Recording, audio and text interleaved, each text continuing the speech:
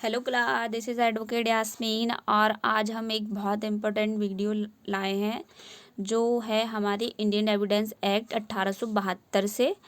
ये जो है आपके जो राजस्थान का एपीओ एग्ज़ाम है उसके लिए ही बहुत ज़रूरी है और जो मतलब जहाँ पर भी पुराने लॉज पूछे जा रहे हैं तो उसके लिए बहुत ज़रूरी वीडियो है ये। इसमें मैंने सारी जो डॉक्ट्राइन्स है हमारी इंडियन एविडेंस एक्ट की 1872 की, उसको सारी डॉक्ट्राइन को समाहित किया है। तो आइए स्टार्ट करते हैं इस वीडियो को। ठीक है, नंबर 1 है हमारी रेज जेस्टी। रेज जेस्टी जो है सेक्शन 6 में बताई गई है। और जो नंबर 2 है डॉक्ट्राइन ऑफ एजेंसी, सेक्शन 10 में बताई गई है। डॉक्ट्राइन ऑफ एलिबाई सेक्शन 11 में बताई गई है।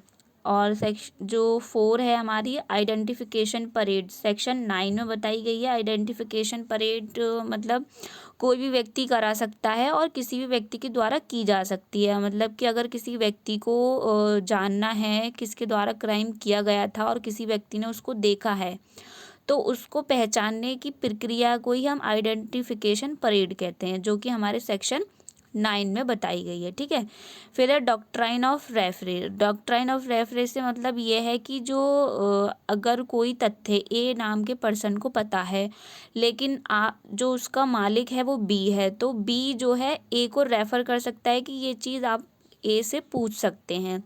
तो वहाँ पर जो वो चीज़ बताएगा ए के द्वारा जो बताई जाएगी चीज़ तो वो सुसंगत होगी और उसी को हम रेफरी का सिद्धांत कहते हैं। ठीक है, नंबर 6 है डाइन डिक्लेरेशन। डाइन डिक्लेरेशन जो है हमारे सेक्शन 32 क्लॉज 1 में बताई गई है कि अगर कोई भी जो मर रहा है व्यक्ति या मरने वाला है उसके द्वारा जो भी शब्द किए जा रहे हैं या बोले जा रहे हैं या बताए जा रहे हैं, चाहे जेस्चर से हो उससे कोई मतलब नहीं है, चाहे बोलकर इशारे से, तो वो डाइन डिक्लेरेशन की श्रेणी में आएगा।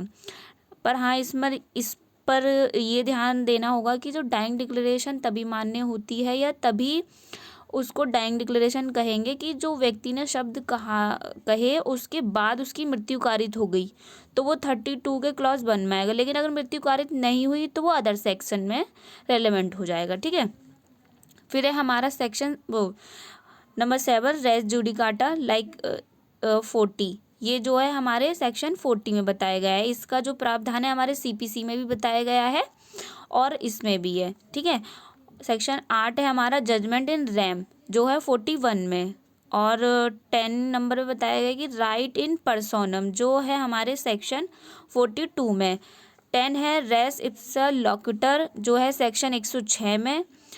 फिर है 11 नंबर पे प्रिजम्पशन ऑफ सर्वाइवलशिप जो 107 में है। सर्वाइवलशिप मतलब कि अगर कोई व्यक्ति ये कह रहा है कि मैंने एक जो जीवित व्यक्ति है मतलब मैंने इसको देखा है और वहाँ पर जो है टाइम पीरियड भी मेंशन है कि इतने वर्ष अगर होगा तो उस पर जो है सर्वाइवलशिप की प्रिजम्पशन रखी जाएगी कि वह जीवित है। वही है प्रिजम्पशन ऑफ डेथ जो है सेक्शन 108 में। ठीक है, प्रिजम्पशन ऑफ ऑनरशिप 110। ऑनरशिप की प्रिजम्पशन ये है कि अगर जिस व्यक्ति के पास कब्जा पाया जाता है तो ये सेक्शन कहता है कि उस पर ही ऑनरशिप की प्रिजम्पशन मानी जाएगी कि भाई वह उसका मालिक है। ठीक है, सेक्शन 40 नंबर पे है फिड्यूशियरी रिलेशन जो है 111। प्रिजम्पशन ऑफ लेजिटिमेसी सेक्शन 112 में बताया। लेजिटिमेसी मतलब कि अगर मान लो जो बच्चा है उसका जन्म भले ही शादी के 2 माह बाद हुआ हो या 3 माह बाद हुआ हो, लेकिन वहाँ पर ये बोला गया है कि उस जो लेडी है और जो उसके फादर हैं मतलब उनकी अगर पहुंच इतनी थी कि वो वहां तक पहुंच पा रहे थे उन टाइम के दौरान या उन कंडीशंस में, तो जो लेजिटिमेसी है वहां पर कंक्लूसिव प्रूफ माना गया है 112 में। ठीक है, वहां पर 280 दिन का पीरियड भी बताया गया है कि 280 दिन का है अगर तो माना जाएगा कि ये जो बच्चा है लेजिटिमेट है। फिर है 16 नंबर की presumption of suicide bye married women.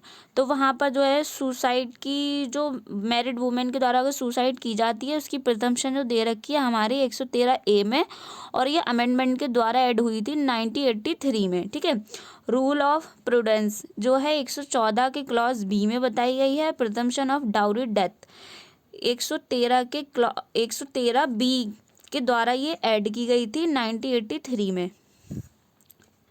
ठीक है,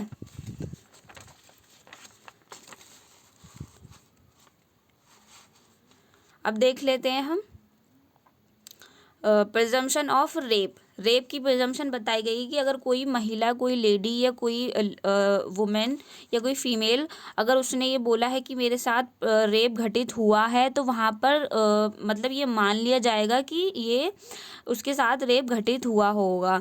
तो ये सेक्शन जो बोलता है हमारा 114 का ए बोलता है, ठीक है।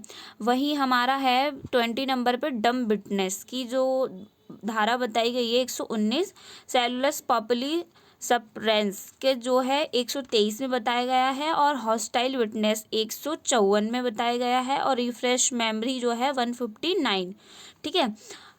24 नंबर पे हमारा evidence is to be weighted and not to be counted, मतलब ज़रूरी नहीं है कि एक केस में 10 विटनेस हो या एक विटनेस हो, वहाँ पर जो उनको सही लगेगा, मतलब एक विटनेस भी अगर बहुत सॉलिड प्रूव या बहुत सॉलिड एविडेंस दे रहा है तो उसके अकॉर्डिंग भी उसको कन्विक्ट या रिहा किया जा सकता है। तो ये इसी चीज़ की बात करता है कि जो विटनेस हैं उनको काउंट मतलब नहीं किया जाएगा, ना ही उनका वेट किया जाएगा कि कितने हैं, तो इसके अनुसार ये केस का ये आगे का सेंस होगा, ठीक है। तो 134 में बताया गया है। वहीं है हमारा 25 जज पावर इनहेरेंट पावर जो है हमारे सेक्शन 165 में।